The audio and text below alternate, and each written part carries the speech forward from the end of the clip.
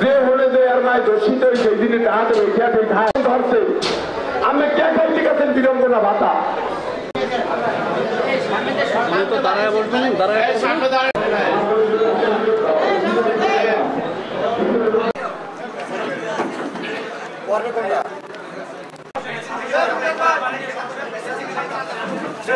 সভাপতি প্রার্থী জনাবা আঞ্জুমান আরা বেগম আলো, উপস্থিত আছেন নির্বাচিত সভাপতি জনাব মহিউদ্দিন শাহজাহান, সাতকলি ইউনিয়ন বিএনপির নির্বাচিত সভাপতি জনাব শহীদুল আলম লিটন, বিএনপির সিনিয়র নেতৃবৃন্দ উপস্থিত আছেন। এ পর্যায়ে আমাদের শরণখোলা উপজেলা সিনিয়র নেতৃবৃন্দ, এ পর্যায়ে সভাপতি প্রার্থী জনাবা আঞ্জুমান আরা বেগম আলো। সরকারের অধীনে পার্লামেন্ট নির্বাচন বিএনপি ক্ষমতায় আসেন। আমার স্বামী আপনাদের প্রিয় নেতা মোহাম্মদ মতিউর রহমান খান 1992, 1997 ও 2011 সালে 3 বার খন্তাকাটা ইউনিয়ন পরিষদের চেয়ারম্যান নির্বাচিত হন। মতিউর রহমান খান 1994 সন থেকে শরণখোলা উপজেলা বিএনপি সাধারণ সম্পাদক ও পরে সভাপতিত্ব দায়িত্বে পালন করে আছেন। তিনি একজন সকল রাজনীতিবিদ, চেয়ারম্যান ও আদর্শ শিক্ষক। তিনি 1968 সালের সন থেকে আজ পর্যন্ত শরণখোলা থানা যুবদলের পরে উপজেলা বিএনপির সর্বোচ্চ পদে থেকে সুনামের সহিত দায়িত্ব পালন করে আসছেন।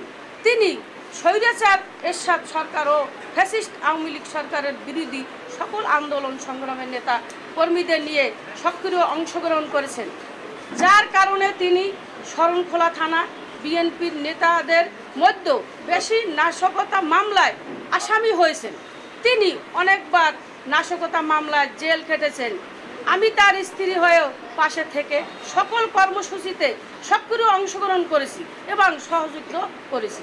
স্বৈরাচার দ্বিভাষিক কাউন্সিল উপজেলা বিএনপি সভাপতি প্রার্থী পদে আমি আঞ্জুমান আরা বেগম, সাধারণ সম্পাদক প্রার্থী পদে মোহাম্মদ বেল্লাল হোসেন মিলন ও সাংগঠনিক সম্পাদক প্রার্থী পদে শামীম আহমেদ বাদল মনোনয়নপত্র দাখিল করেছি এবং উক্ত মনোনয়নপত্র বৈধ বলে ঘোষণা করা হয়েছে।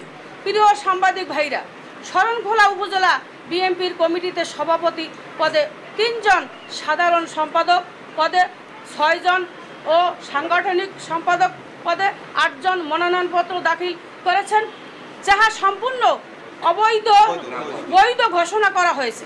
কিন্তু কোনো অদৃশ্য কারণে অশুভ উদ্দেশ্য আপনি আনোয়ার হোসেন পঞ্চায়েত আমাদের প্যানেলে বিরুদ্ধে সাংবাদিক সম্মেলন ও অগঠনতান্ত্রিক মিথ্যা বানায় তথ্য প্রকাশ করছেন এবং আমার প্রার্থিতা বাতিলের কথা বলেছেন। আমার বিশ্বাস আপনি নিশ্চিত হয়েছেন যে আমার জনপ্রিয়তার কাছে আপনি নির্বাচনে হেরে যাবেন।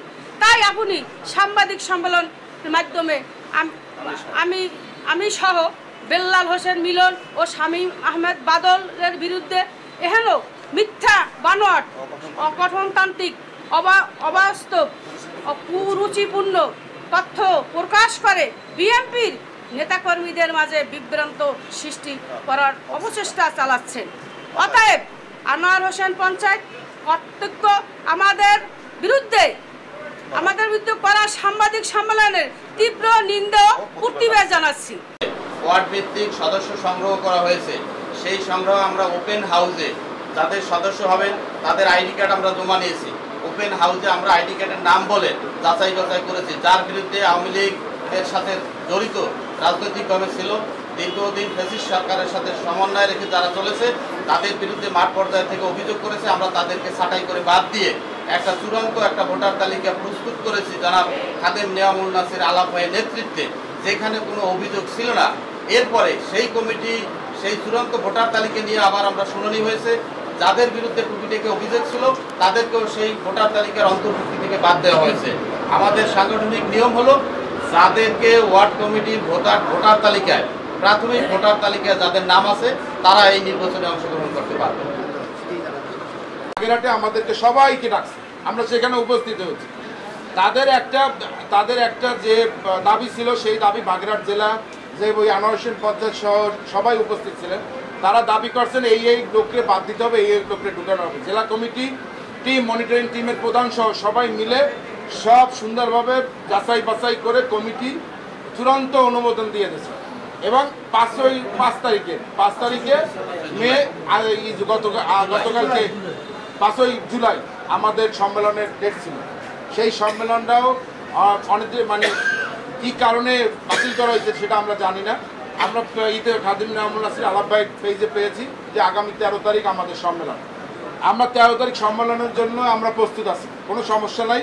কারণ আমরা যদি 13 তারিখ প্যানেলে যদি আমরা বিজয় হই, তাদেরকে আমরা আমন্ত্রণ জানাবো যে আপনারা আসেন, আমরা শরণখোলা বিএনপিটাকে সুন্দরভাবে গড়ে তুলি, আমরা মাদক মুক্ত সমাজ গড়ে তুলি, আমরা চাঁদাবাজ মুক্ত সমাজ গড়ে তুলি, আমরা দখলবাজ মুক্ত সমাজ গড়ে তুলি। এটাই আমাদের মূল লক্ষ্য এবং আমরা এটা চেষ্টা করে যাবো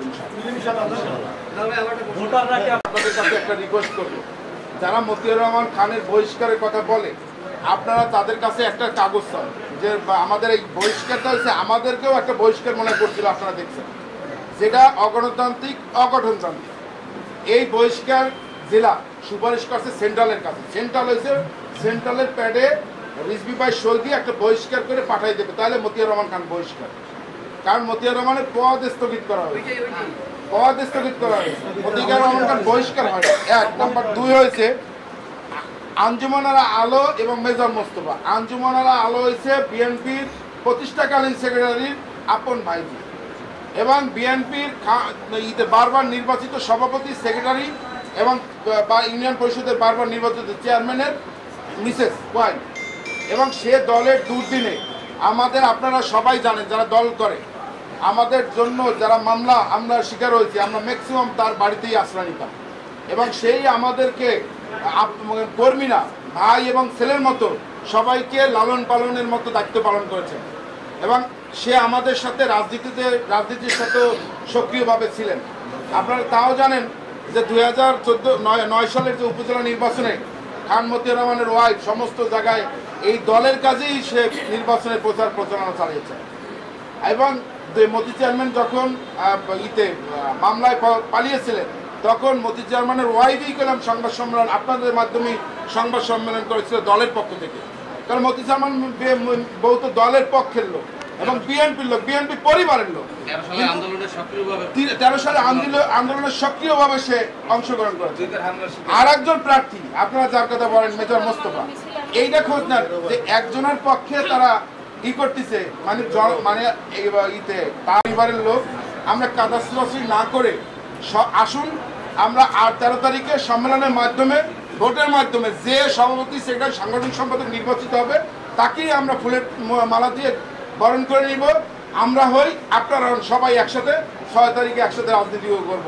আমাদের ভিতরে প্রতিযোগিতা থাকবে, প্রতিহিংসা নয়।